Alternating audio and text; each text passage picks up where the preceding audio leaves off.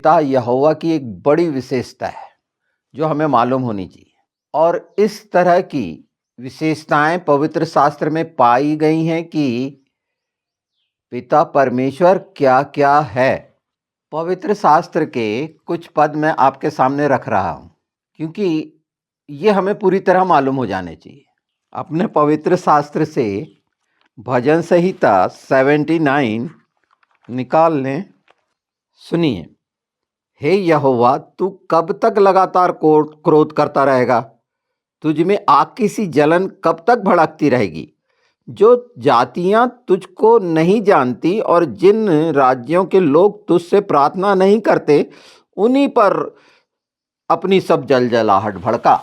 यदि परमेश्वर को क्रोध दिलाना चाहते हैं, जलन भड़काना चाहते हैं और विरोधियों को दंड दिलाना चाहते हैं, अपने विरोधियों को, परमेश्वर के विरोधियों को, तो ये बात बतानी पड़ेगी, ये बात बोलनी पड़ेगी, ये बात पहले खुद समझनी पड़ेगी कि परमेश्वर की जलन जो आग है, भस्म करती है, जलाती रहती है, वो किस पर भड़के।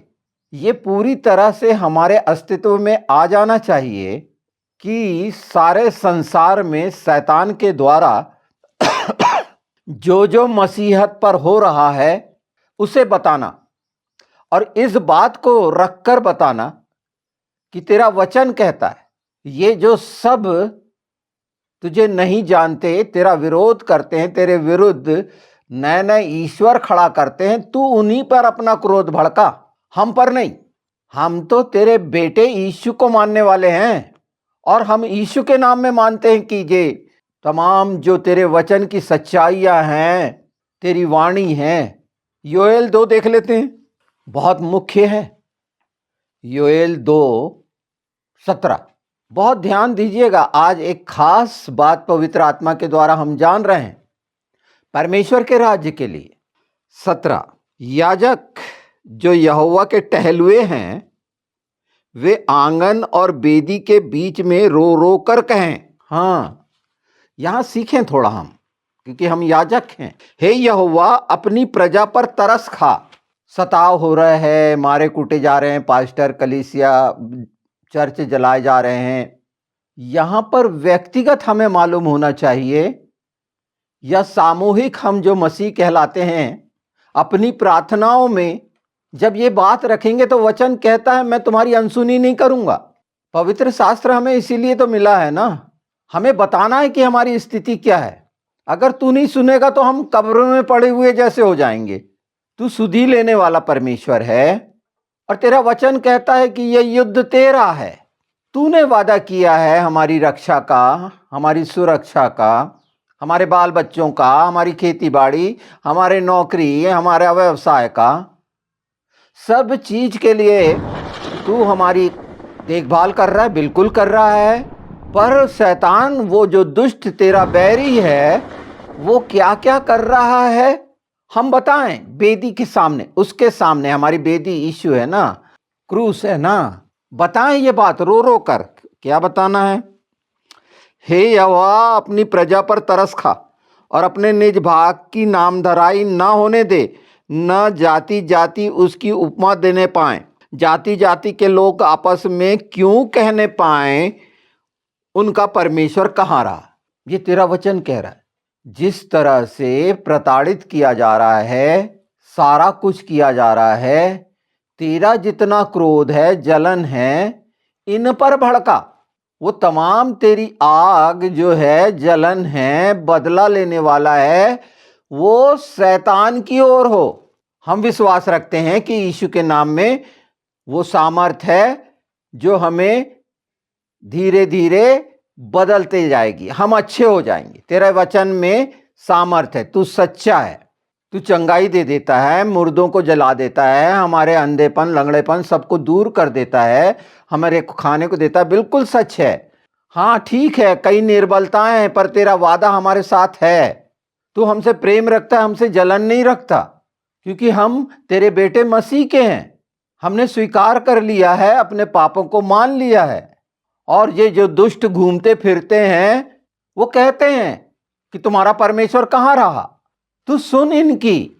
हम मानते हैं तू जयवंत से भी बढ़कर जयवंत है। पुनरुत्थान की सामर्थ पर तूने अपने बेटे को जयवंत किया है और तेरा वादा है जिस तरह उसे जिलाया है हम सबको जिलाएगा। तेरा वचन कहता है यशायाह 22:42, अगर हम 13 देखें तो देखिए, यहोवा वीर के समान निकलेगा और योद्धा के समान अपनी जलन भड़काएगा। वह ऊंचे शब्द से ललकारेगा और अपने शत्रुओं पर जयवंत होगा। यह सच्चाई है, यह आमीन है। हम कह रहे हैं ना प्रभु, यही तो हमको कहना है। हम सबको यही बात बतानी है पिता को। अगर हम आत्मिक योद्धा हैं, परमेश्वर को प्रसन्न करना चाहते हैं, तो उसके जलन को भड़काना पड़ेगा। जब बहुत ज्यादा तकलीफ हो गई थी इजरायलियों को, परमेश्वर चौंक गया था और फिर उसने क्या करा था ये हम जानते हैं। ये हिस्से हम इसलिए जान रहे हैं कि परमेश्वर चाहता है कि हम ये जानें और बताएं अपनी कराहटों को। बाइबल में भजन संहिता 35 में देखेंगे तो परमेश्वर किस तरह से जाग कर उठा, और फिर न्यायियों की किताब में दबोरा का बड़ा अच्छा सा है, इसे नोट करके पढ़ लेना चाहिए। न्यायियों 10, 13, 16, भजन संहिता 35, 22, 23, भजन संहिता 78, 34, 39, नहमीया 9, 27, 28, निर्गमन 2, 23, 25। यही स्थिति तो है ना। बिल्कुल हम देख रहे हैं चारों ओर से शैतानियत किस तरह मसीहत को कुचल रही है, दबा रही है, झिंझोड़ रही है, अपमानित कर रही है, निंदा कर रही है। सब कुछ तो कर रहा है शैतान। ये शैतान वंशी सब कर रहे हैं और उसके लिए एक उपाय है कि जलन भड़के पिता की, कि वो उठे और ललकारे।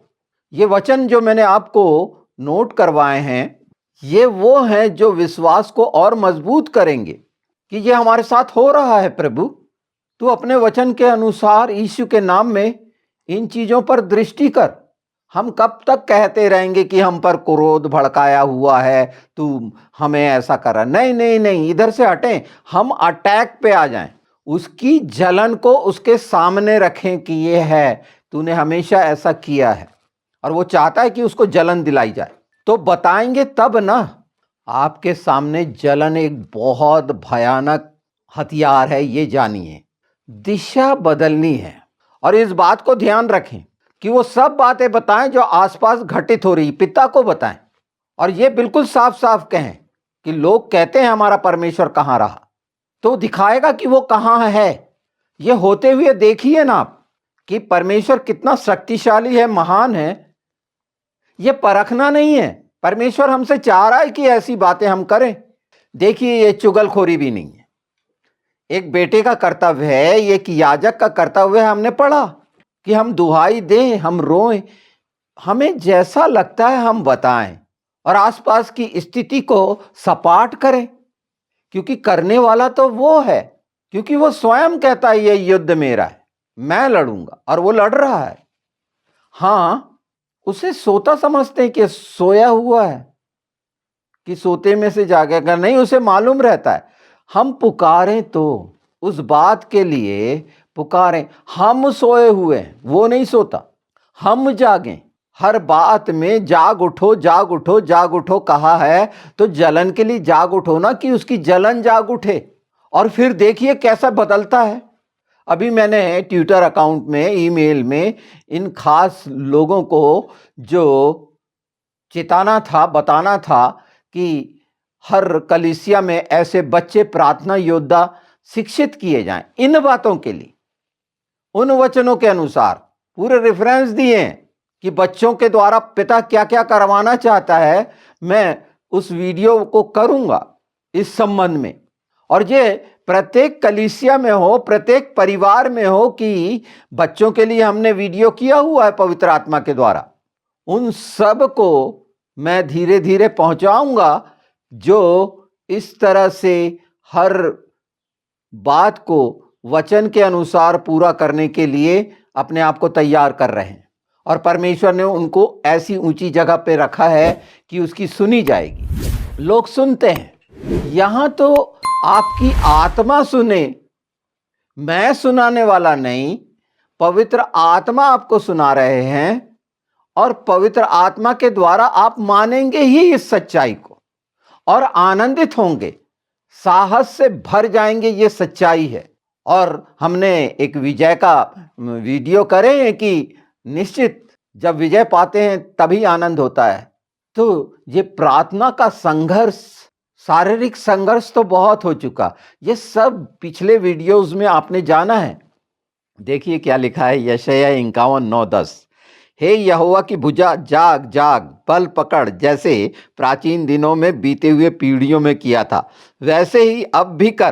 क्या तू वही नहीं जिसने रहब को काट डाला और मगरमच्छ को घायल किया? हाँ, ये वचन का इस्तेमाल, ये तीर हैं जो हमेशा चलते रहना चाहिए दुष्ट पर। वचन को काम करने का मौका ही नहीं है परमेश्वर को।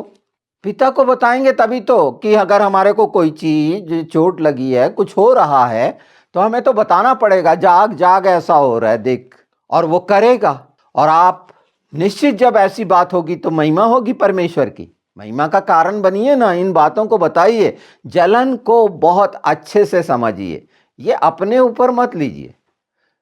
जलन की दिशा को बदल देना है। हम हमेशा ये कि मुझ पर क्रोधित हो रहा है, मैं गलत पापी और ऐसा हो रहा हूं और ऐसा हो रहा हूं, नहीं नहीं नहीं नहीं नहीं, हमने यीशु को मान लिया है। प्रेम का एक कितना खूबसूरत नमूना भी है ना ये, जब वो खुद बोलता है मैं जलन रखने आ रहा हूं, तो जलन रखना, ये देख ये हो रहा है, तू सोया हुआ है क्या? तू सोता तो है नहीं, खुद बोलता है। तेरी आंख बंद है क्या? तू अंधा तो है नहीं। तो जब तक हम इन बातों को नहीं बोलेंगे जैसा वो हमको बोलता है, वो चाहता है अपने बच्चों को सिखाना, तो हम वैसा बोलना सीखें, उसी की भाषा में उससे बात करें, वचन की भाषा में। वो आनंदित होता है कि चलो मेरे बच्चे बात करना सीख तो रहे हैं। और देखिए कैसे नतीजे आएंगे, वचन के नतीजे तुरंत आपको मिलने लगेंगे। इसके लिए बाट जोना नहीं है कि आज हम प्रार्थना करें तो, अरे पहले से तैयारी होती है एक प्रार्थना की, इस बात की तैयारी हो रही है। जब आप सुन रहे हैं तो आप धीरे धीरे तैयार होंगे और बिल्कुल ऐसा करने की आपकी इच्छा हो, आपको मौका मिल रहा है कि परमेश्वर की जलन को भड़काना है। ये एक अद्भुत बात नहीं लगती? आश्चर्यचकित बात है कि जो सुनी भी नहीं गई होगी कि चलो परमेश्वर की जलन को भड़काएंगे, सब मिलके भड़काएंगे। ये कहीं से भी किसी भी तरह से डरिए मत कि ऐसा करने से वो गुस्सा हो जाएगा, नहीं नहीं नहीं, उसका क्रोध उन पर जाए जो उसके विरोधी हैं। वो तो विरोधियों के लिए क्रोध करने वाला, वो तो हमसे प्रेम रखता है। ये काम जो मन के क्षेत्र में होता है कि वो गुस्सा हो जाएगा, नहीं, गलत काम क्यों करेंगे हम? परमेश्वर की संतान गलत काम कर ही नहीं सकती। और जब ऐसे काम हमारे हाथ में हैं, जलन जैसा प्रमुख हथियार जिसके कारण वो आग बबूला होकर पूरा सत्यानाश करता है, पूरा का पूरा मिटा डालता है, तो क्यों ना करें यीशु के नाम में? पवित्र आत्मा ये चाहते हैं, ये इसे कौन गलत ठहराएगा? वचन को कौन गलत ठहराएगा? तो जलन के दोनों स्वभाव को समझ लें, नकारात्मक और सकारात्मक भी।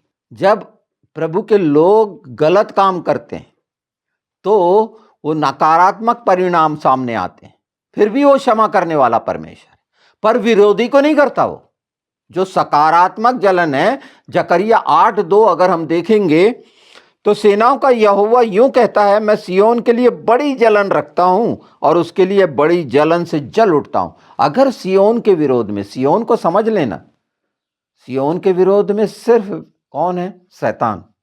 और शैतान का साथी उसके वंशीय होकर जब प्रभु के लोग उनके जैसे काम करने लगते हैं तो वो दंड निश्चित देता है, पर ऐसा भी नहीं देता कि सहने से बाहर हो।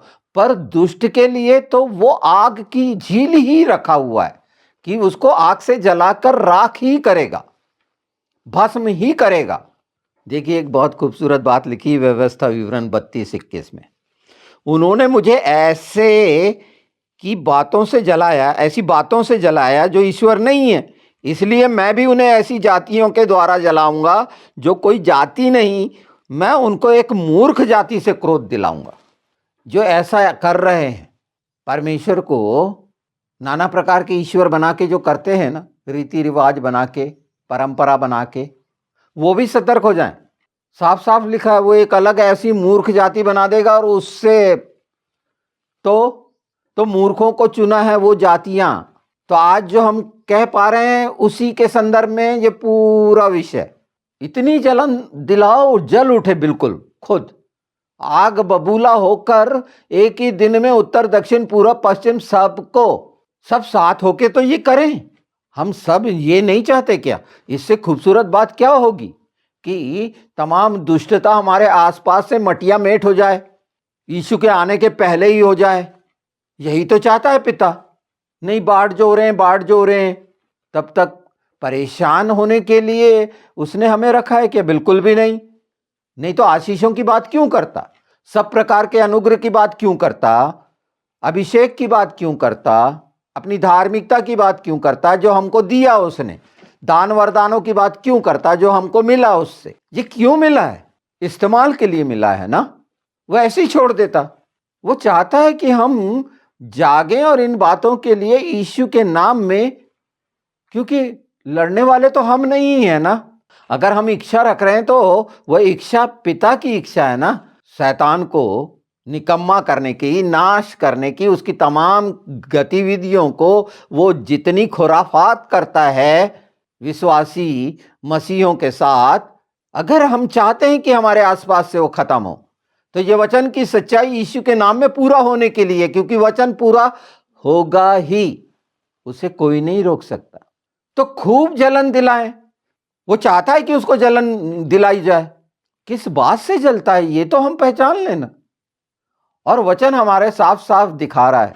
तो चलिए पहला भाग हमने ये करा, इसको थोड़ा सा सीख लीजिए। इससे आगे हम जलन पर भी जाएंगे, बहुत आगे जाएंगे, क्योंकि ये प्रमुख हथियारों में से एक है। और चाहते हैं हम अपने आसपास और होने वाले, चाहे वो जहां भी हो, हम उसकी महिमा का कारण बने। इन बातों को अपने अंदर धर लें कि मेरा परमेश्वर, जीवित परमेश्वर जो जलन रखता है, मेरी रक्षा करता है।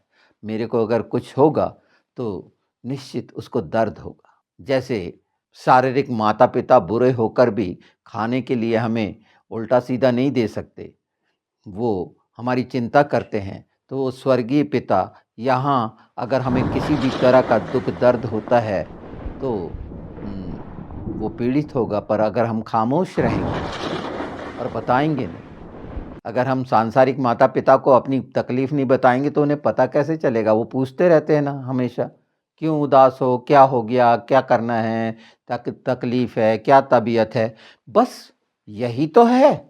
तो हम जल्दी इसमें मिलते हैं, इसके पहले बहुत सारी चीज़ें हैं, पर इन चीज़ों को एक बार जरूर पढ़ लेना। आगे बहुत से वचन के हथियार आपको मिलेंगे, और वो प्रेरित करेंगे पवित्र आत्मा के द्वारा कि अपनी प्रार्थनाओं के लिए एक ऐसा समय निकालें कि सचमुच में आप, इसके लिए आवश्यक नहीं है हम सब याजकों का समाज, पर हम सब प्रभु की भीड़ हैं, और सबके नैतिक दायित्व यही बनते हैं। और इस अंतिम समय में इस खूबसूरत हिस्से को जो सच्चाई से परिपूर्ण है, कहानी नहीं है, विश्वासी हम इसीलिए तो है ना कि हम नाश नहीं होंगे, हम बचेंगे चाहे कुछ हो रहा हो। वो दानियल के दोस्त जलते हुए भट्टे में से कैसे बचे थे? चौथा था ना वहां पर। तो चाहे कैसी भी आग चारों ओर भड़की हो जलाने वाली, वो हमको नहीं चोट पहुंचाएगी, क्योंकि आग ही से तो हमारी रक्षा हो रही है। पवित्र आत्मा का घेरा हमारे आसपास ऊपर नीचे किस बात के लिए है?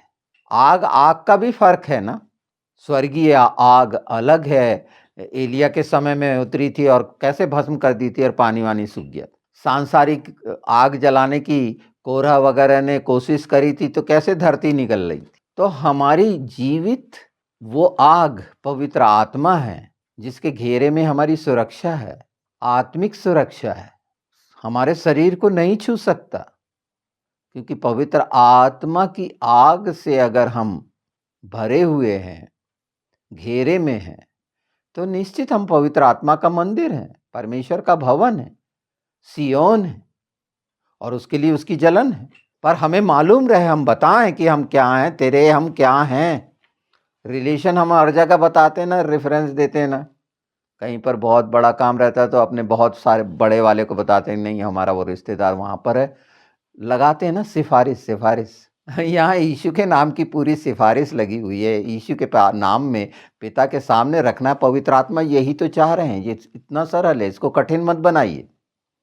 ये बहुत गंभीरता से जान लीजिए और देखिए आपका आत्मा आनंद से भर जाएगा। और आसपास की जहाँ पर कुछ अभी समझ में नहीं आ रहा हो कि मैं क्या करूं क्या करूं, ये आपके पास प्रमुख हथियार है। पिता को जलन दिलाइए, वो जल उठने वाला परमेश्वर है। इन आसपास की आपके लिए वो मदद तैयार कर देगा जो आपने सोचा भी नहीं होगा यीशु के नाम में।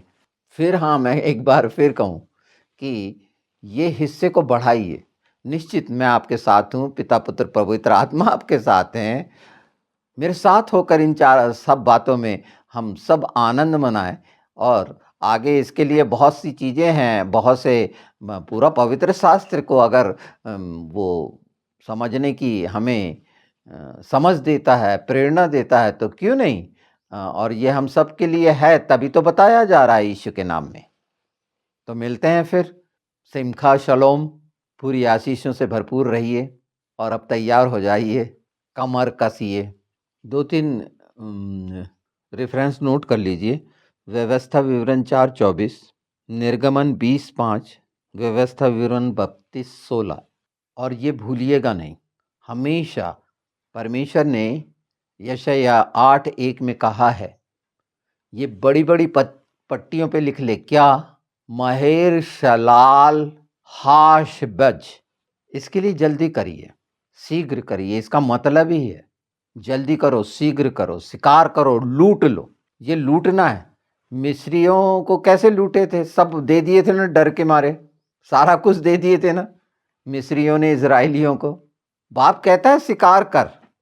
ये शिकार है, पहला जलन उसके अंदर पैदा करना। यही है मेहर सलाल हाश बज का मतलब। इसको वो बड़ी बड़ी पट्टियों में लिखा हमें मालूम रहना चाहिए। पढ़िए इसको, यशायाह 8 कम से कम 1 से 4 तक तो पढ़िए। और इसके अर्थ ये सब इससे इतना मिला हुआ है। दुष्टता को पूरा खाली कर दीजिए ना यीशु के नाम में। तो अपनी प्रार्थनाएं पूरी निष्ठा के साथ करें, पूरी लगन के साथ करें। लगन बहुत आवश्यक है। पट्टी आपके सामने है, वो शब्द आपके सामने है। परमेश्वर की जलन का भरपूर लाभ लें परमेश्वर के राज्य के लिए। और जब आप जलन दिलाने वाले होंगे तो शैतान का क्या हाल होगा आप जान सकते हैं। वो आपको जलन ईर्ष्या में नहीं डाल सकता, क्योंकि परमेश्वर उसको जला जला के और उसके साथियों को जला जला के, ये पूरी सच्चाइयाँ इसमें हैं। इसमें मजबूत होइए। फिर मैं कह रहा हूँ, पूरी निष्ठा से अपनी प्रार्थनाओं में परमेश्वर के राज्य के लिए अगर आप में कुछ प्रेम है तो तैयार करिए। और अपने बच्चों को तैयार करिए अभी से कि वो बोलना बताना सीख लें। वो मांगने के पहले देता है, मिल रहा है।